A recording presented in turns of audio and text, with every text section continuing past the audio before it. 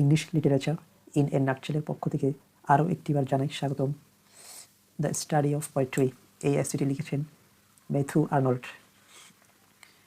How to জাজ এ poetry, একটি poetry great কিনা এটা বোঝার জন্য ম্যাথিউ আর্নল্ড এই এসেতে বিভিন্ন ধরনের আইডিয়া আমাদেরকে দিয়েছেন কীভাবে আমরা বুঝবো একটি পোয়েট্রি গ্রেট কিনা, অর্থাৎ কীভাবে আমরা ওই পোয়েট্রিকে অ্যাপ্রিসিয়েট করব।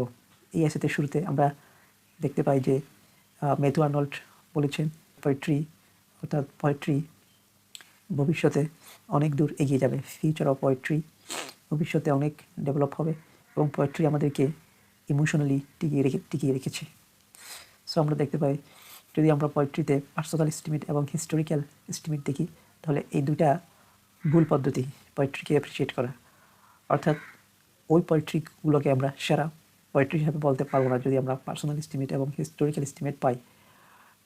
হিস্টোরিক্যাল এস্টিমেট মেইন শর্টকামিং, অর্থাৎ হিস্টোরিক্যাল এস্টিমেটের ক্ষেত্রে প্রধান সমস্যাটা কোথায়? There are some writers, some poets whose fame, name or reputation is established in the history of literature, অর্থাৎ অনেক রাইটার্স, অনেক কবির তাদের নাম এবং তাদের সুখ্যাতি প্রতিষ্ঠিত হয়েছিল সাহিত্যের যে ইতিহাস ওটার উপর ভিত্তি করে। So if you assess their poetry totally or solely on the basis of that, you are very much likely to be misled, not to be able to assess or appreciate their poetry objectively. যদি আমরা তাদের পোয়েট্রিকে historical facts দিয়ে assess করি তাহলে আমরা তাদের পোয়েট্রিকে objectively appreciate করতে পারবো না। ইফ ইউ জাজ a piece of poetry on the basis of reflection of history and historical facts, it's not fair two জাজ এ পোয়েট্রি, অর্থাৎ হিস্টোরিক্যাল ফ্যাক্টস দিয়ে আমরা যদি কোনো পোয়েট্রিকে জাজ করি তাহলে এটা ফেয়ার হবে না, অথবা হিস্টোরিক্যাল অথবা রিফ্লেকশন অফ হিস্টোরি দিয়ে। There may be a lot of references to history but as poetry that's of very inferior quality, অর্থাৎ অনেক ধরনের হিস্টোরি রেফারেন্স থাকতে পারে কিন্তু পোয়েট্রি হিসাবে এটা খুবই ইনফেরিয়র কোয়ালিটি হবে। কারণ হিস্টোরিক্যাল এস্টিমেটে আমরা দেখি এখানে স্কোপটা ন্যারো এবং এখানে ইমাজিন করার মতো তেমন রুম নেই, অর্থাৎ আমরা এখানে হিস্টোরিক্যাল এস্টিমেটে আমরা ভালোভাবে ইমাজিন করতে পারি না। হিস্টোরিক্যাল এস্টিমেটের একটা এক্সাম্পল এখানে দেওয়া আছে যেটি ম্যাথিউ আর্নল্ড দিয়েছেন, চসো ডি রোল্যান্ড অর্থাৎ song of Roland. French critic এমভিতে কী করেছিল, চসো ডি রোল্যান্ডকে হোমারের কবিতার সাথে তুলনা করেছিল। অ্যাকচুয়ালি ফ্রেঞ্চ ক্রিটিক এমভিতে একজন কম্পিটেন্ট ক্রিটিক ছিলেন না, যার কারণে সে মিস্টেকেনলি হোমারের মহাকাব্যের সাথে ইলিয়াডের কিছু লাইনের সাথে চসো ডি রোল্যান্ডের কিছু লাইনের উল্লেখ করে তিনি তুলনা করেছেন, কিন্তু এটা আসলে কোনোভাবে হোমারের সাথে যায় না। S poetry that is not bad but that does not go even go anywhere near the excellent of Homer. এখন আমরা দেখব পার্সোনাল এস্টিমেটের সমস্যাটা কোথায়। অ্যাকচুয়ালি পার্সোনাল এস্টিমেটের সমস্যা হচ্ছে personal acquaintance like him as a person your area, that's wrong. অর্থাৎ তুমি এমন একটা কবিতা পড়ো যে কবিতা তুমি দেখতে পারো যে ওই ব্যক্তি তোমার জানাশোনা অথবা তোমার ওই ব্যক্তি হিসেবে ভালো লাগে, অথবা তোমার এলাকা অথবা ওই কবিতায় পরিচিত মানুষ উল্লেখ আছে, তাহলেও এটা ওই কবিতাকে অ্যাপ্রিসিয়েট করা অথবা ওই পোয়েট্রিকে গ্রেট পোয়েট্রি হিসেবে জাজ করা ভুল হবে। সো আমরা কীভাবে ফাইন্ড আউট করবো যে কোনটা actually great poetry, how to find true value in poetry, সেটা হচ্ছে রিয়েল এস্টিমেট। রিয়েল এস্টিমেট কোনটা, সেটা হচ্ছে আইডিয়া অফ টাচস্টোন মেথড। সো এই টাচস্টোন মেথড স্টাডি করার জন্য আমাদের কী করতে হবে, Homer, Virgil, Dante, Shakespeare, Milton, great masters of poetry who flourished during the various age, তাদের যে পোয়েট্রি এগুলো আমাদের মেমোরাইজ করতে হবে, কিছু আমাদের সামনে রাখতে হবে। সো আমরা যদি দেখি এটার সাথে আমার কবিতার সাথে মিল রয়েছে তাহলে আমরা বলতে পারি যে এটা good poetry. If it's not and quite dissimilar, actually এটা তুলনা করাটা বোকামি হবে। যদি এটা না মিলে এবং ডিসিমিলার হয় তাহলে আমাদের দুইটা জিনিসের উপর ফোকাস দিতে হবে, সেটা হচ্ছে ট্রুথ এবং হাই সিরিয়াসনেস। যদি আমরা এই দুইটা জিনিস কোনো পোয়েট্রিতে পাই তাহলে কনসিডার করতে হবে এটা গুড পোয়েট্রি। সো এই এসেতে ম্যাথিউ আর্নল্ড চসার সম্পর্কে কী বলেছেন সেটা একটু আমরা এখন জানব।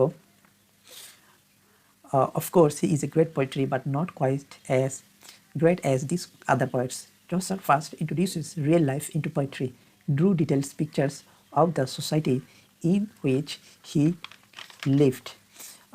Actually, চসারের আগে আমরা যে পোয়েট্রিগুলো দেখতে পাই ওগুলো ছিল প্যাস্টোরাল লিটারেচার, এক্সট্রিমলি আনরিয়ালিস্টিক এবং ড্রিম ওয়ার্ল্ড।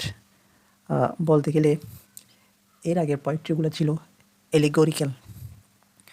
চসারের পোয়েট্রিতে আমরা দেখতে পাই যে ট্রুথ রয়েছে, সেটি হলো মানব জীবনের সত্য। অর্থাৎ তার পোয়েট্রিতে যেভাবে স্যাটায়ার করেছে তার সমাজের বিভিন্ন পেশার মানুষের ক্যারেক্টার নিয়ে, সেটি আমরা আমাদের বাস্তব জীবনে দেখতে পাই। Chaucer first introduces real life into poetry. চসারের যে কবিতা এগুলোর সাথে আমাদের যে দৈনন্দিন জীবনের যে মানুষের যে প্রফেশন, মানুষের যে ক্যারেক্টারাইজেশন, এগুলা চসার তার পোয়েট্রিতে ফুটিয়ে তুলেছেন। সো চসারের পোয়েট্রিতে আমরা দেখতে পাই যে there are many ills in the society he lived.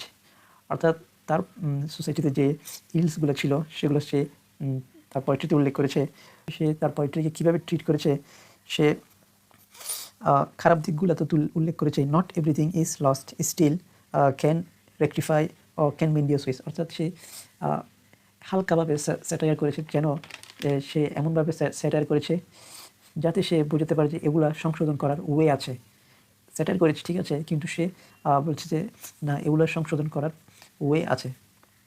So এরপরে আমরা দেখতে পাই এখানে যে চসারের যে পোয়েম, চসারের এই যে পোয়েট্রি, এই পোয়েট্রিগুলো কিন্তু ট্রুথ, অর্থাৎ তার পোয়েট্রিতে হাই সিরিয়াসনেস নাই। ট্রুথ বলতে অর্থাৎ মানব জীবনের সত্য। মানব জীবনের সত্য বলতে আমাদের দৈনন্দিন জীবনে আমাদের যা কিছু হচ্ছে আমাদের ইমোশনের সাথে জড়িত, চসার আসলে ওটাকেই তার পোয়েট্রির মধ্যে ফুটিয়ে তোলার ট্রাই করেছে। কিন্তু চসারের পোয়েট্রিতে যেহেতু হাই সিরিয়াসনেস নাই, চসার একজন গ্রেট পোয়েট, কিন্তু ওই আদার পোয়েটসের মতো গ্রেট না। আদার পোয়েটস বলতে এখানে কাদের বুঝিয়েছে? শেক্সপিয়র, হোমার, মিল্টন, দান্তে, ভার্জিল, এদেরকে বুঝিয়েছে। কারণ তার যে টোন, ওই টোনের মধ্যে হাই সিরিয়াসনেস নাই। যেটা আছে সেটা হচ্ছে ট্রুথ, অর্থাৎ মানব জীবনের সত্য। আরও একটা জিনিস আমি বলতে চাই, সেটা হচ্ছে চসার এই প্রথম ইংলিশ লিটারেচারকে মুক্তি দিয়েছে বিভিন্ন ধরনের ধরাবাঁধার নিয়ম থেকে, যা আগে ছিল না। সেজন্য চসারকে বলা হয় the father of English literature. In spite of that, I must admit that Chaucer is not as great as poet as Homer, Virgil or Dante.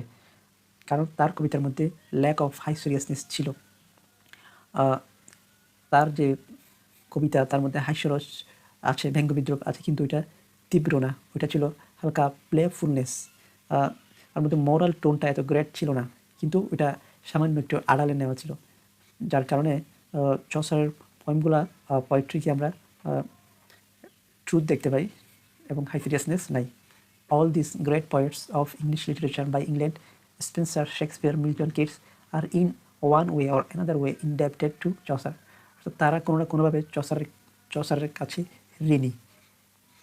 তাদের যে ইংলিশ লিটারেচার যে বড় বড় কবিরা রয়েছে তারা, কারণ চসারের কারণেই তাদের যে ইংলিশ পোয়েট্রিতে ওইটা ফ্লোরিশ করেছিল। সো এরপরে আমরা দেখতে পাই ম্যাথিউ আর্নল্ড, ড্রাইডেন এবং আলেকজান্ডার পোপকে নিয়ে কী বলেছেন। এরপরে আমরা দেখতে পাই about Dryden and Alexander Pope. অর্থাৎ ড্রাইডেন এবং আলেকজান্ডার পোপের যে এজটা ছিল, ওইটা ছিল প্রুস এবং রিজনের এজ। অর্থাৎ এই এজে কবিতা তেমন একটি ফ্লোরিশ করে নাই।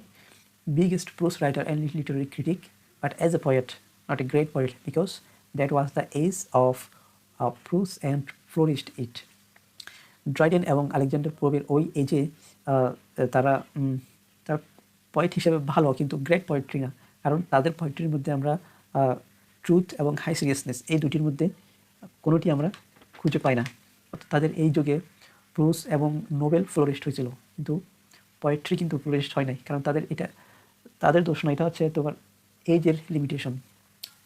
তাদের এজের সীমাবদ্ধতার কারণে তারা হয়ে উঠেছিল গ্রেটেস্ট প্রোজ রাইটার এবং লিটারেরি ক্রিটিক।